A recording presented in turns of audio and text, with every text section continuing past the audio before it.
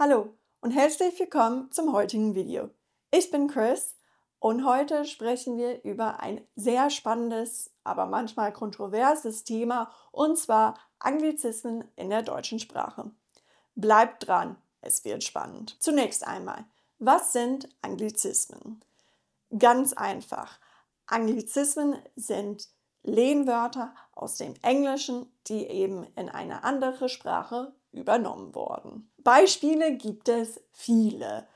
Goofy, Team, Computer, Chillen, cool und so weiter. Aber warum nutzen wir sie so häufig im Deutschen? Ein Grund ist sicherlich die Globalisierung. Englisch ist die Weltsprache zurzeit. Und viele technische Innovationen und Fachkräfte kommen aus englischsprachigen Ländern. Auch ich komme aus einem englischsprachigen Land. Wegen der Globalisierung ist es oft einfacher, die ursprünglichen Wörter direkt zu übernehmen, anstatt neue deutsche Wörter zu erfinden. So kommen Wörter wie Laptop, Smartphone, Meeting, Feedback und Lifestyle in die Sprache. Diese Wörter sind mittlerweile so fest in unserem Alltag verankert, dass wir sie gar nicht mehr als Fremdwörter wahrnehmen. Trotzdem werden die Wörter nicht 1:1 aus dem Englischen übernommen.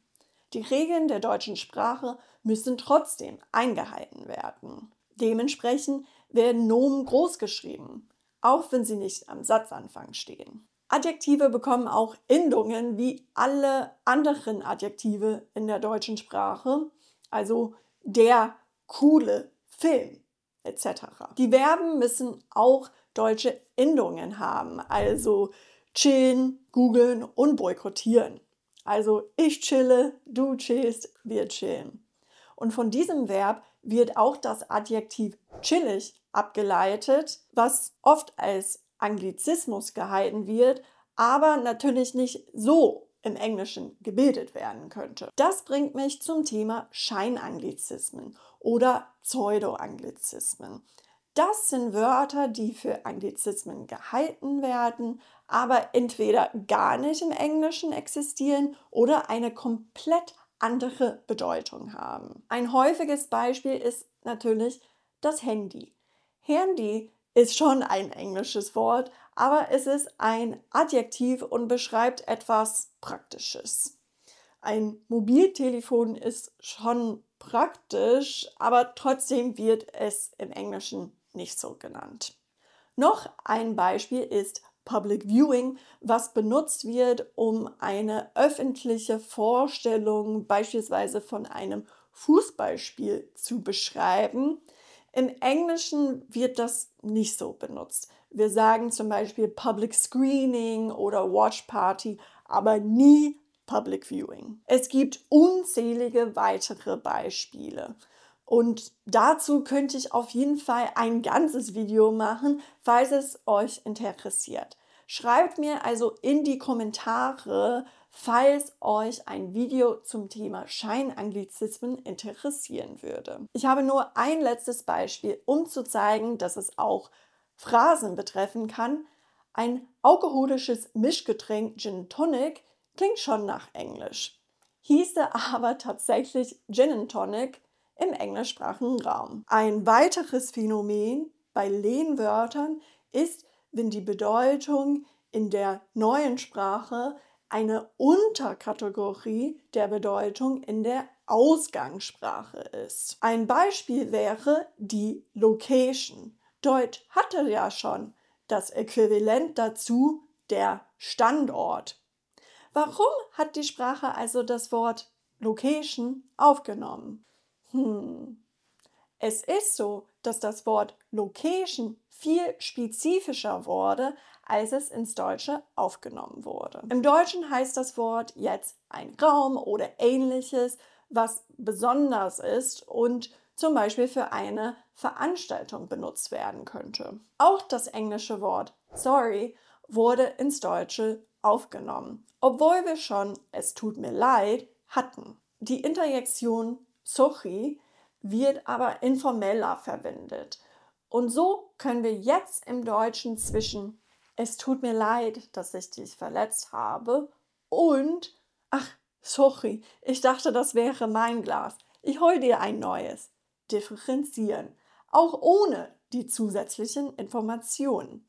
Das ist ja praktisch. Einige Deutsche verwenden englische Schimpfwörter als eine niedere Art von Schimpfwörtern und verwenden dann eben die deutschen Schimpfwörter in intensiveren Situationen.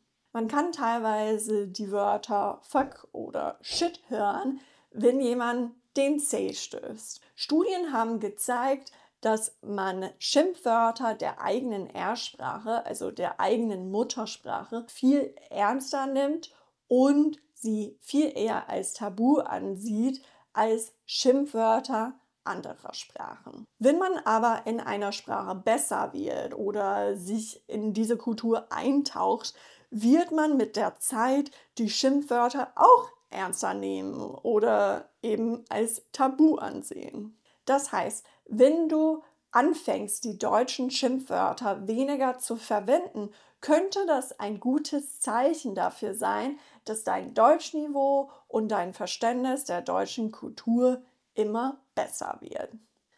Wie stehen die Deutschen dazu? Wenn man eine Umfrage führen würde, würde man bestimmt alles Mögliche hören. Manche finden Anglizismen ganz praktisch und sagen, dass die englischen Begriffe kürzer und prägnanter sind, während andere eher davon genervt sind. Sie sagen vor allem, dass die deutsche Sprache darunter leidet. Die meisten würden aber eher etwas Neutrales sagen. Nach dem Motto, es gehört einfach zur modernen Kommunikation dazu. Die deutsche Sprache hat schon seit immer Lehnwörter aufgenommen. Klar, gibt es in den letzten Jahren viele neue Wörter aus dem Englischen. Aber über die Jahre gab es auch sehr viele aus dem Französischen, Arabischen, Hebräischen und so weiter. Wie ihr seht, gibt es verschiedene Meinungen zu diesem Thema. Aber was sind die Vor- und Nachteile von Anglizismen? Zu den Vorteilen zählen sicherlich die internationale Verständlichkeit und die Zeitersparnis. Wörter wie Internet und Software sind weltweit bekannt und erleichtern die Kommunikation. Und wir wissen alle, dass deutsche Wörter gerne viel länger wären. Aber es gibt auch Nachteile. Einige schöne deutschen Wörter könnten verloren gehen. Und ältere Menschen oder Menschen, die keine Englischkenntnisse haben, könnten Schwierigkeiten haben, die Begriffe zu verstehen. Dazu könnte die Verständlichkeit auch erschwert werden in den Fällen, wo die Bedeutung im Deutschen und in der Ausgangssprache, also in diesem Fall im Englischen, unterschiedlich sind.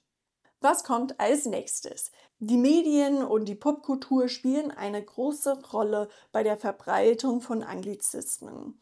Filme, Serien und soziale Medien sind voll mit englischen Begriffen.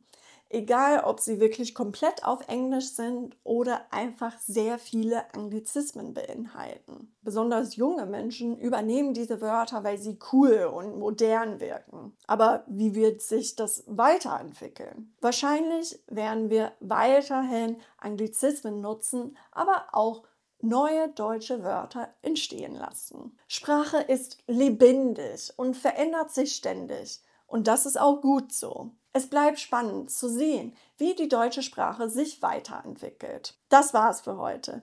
Ich hoffe, ihr fandet diese Gedanken und Informationen zum Thema Anglizismen genauso interessant wie ich. Wenn euch das Video gefallen hat, dann lasst einen Daumen hoch da und abonniert den Kanal, um keine weiteren spannenden Informationen zu verpassen. Schreibt auch gerne eure Meinung zu Anglizismen in die Kommentare. Findest du auch viele Anglizismen in den anderen Sprachen, die du sprichst oder lernst? Das würde mich interessieren. Und wenn du einen Kommentar schreibst, übst du schon, wie man seine Meinung geschickt ausdrücken kann. Also, bis dann. Tschüss.